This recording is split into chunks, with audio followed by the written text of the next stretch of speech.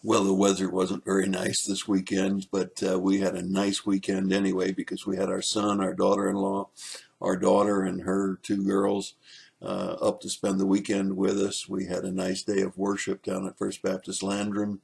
I had a great small group session with the youth of Landrum, and it was just a good weekend. This afternoon, I drove my son and my daughter-in-law back up to the Asheville airport to fly back to Tampa, and right about now they're getting ready to land in Tampa. So we're thankful for the smooth transportation and for the good time with my family.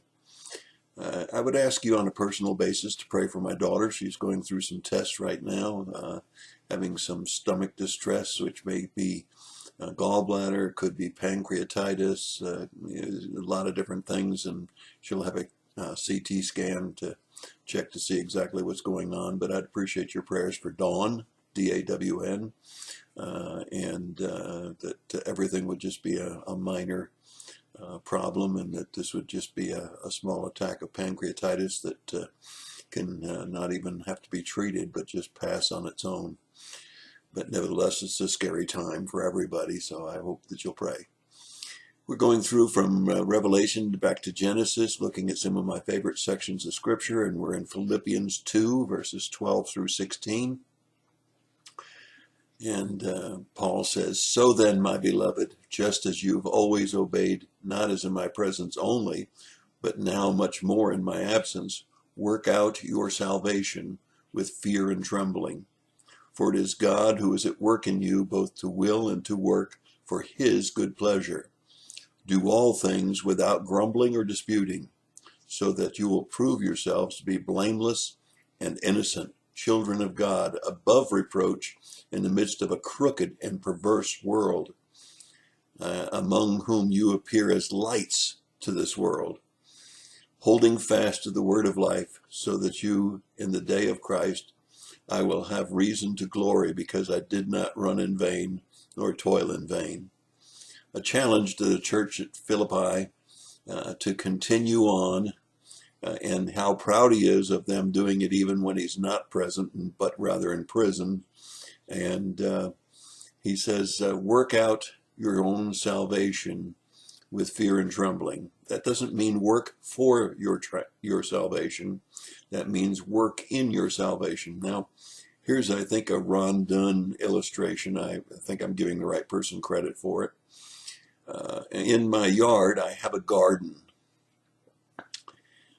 This year, it wasn't much of a garden.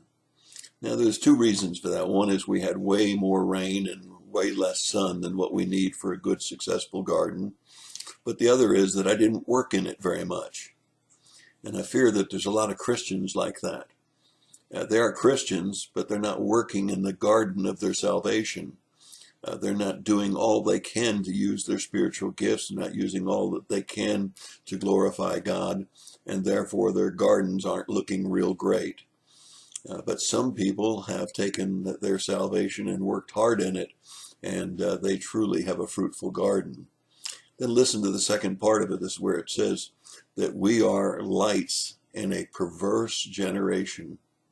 And that's exactly what we are. If we're Christians that are living a Christian life, we're a little bit of light in a very dark and crooked and perverse place.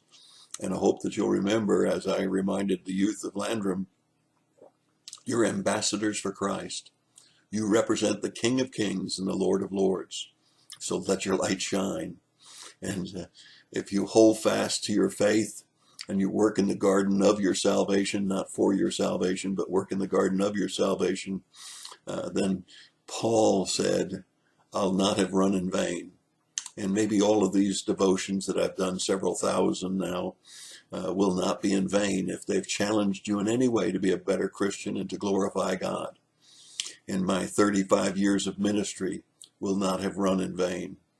And so I hope you'll be challenged by this passage of Scripture to let your light shine in this crooked and perverse world that we live in. Work in the garden of your salvation. Be fruitful in everything that you do. That's my thought for the day. God bless you and have a great day.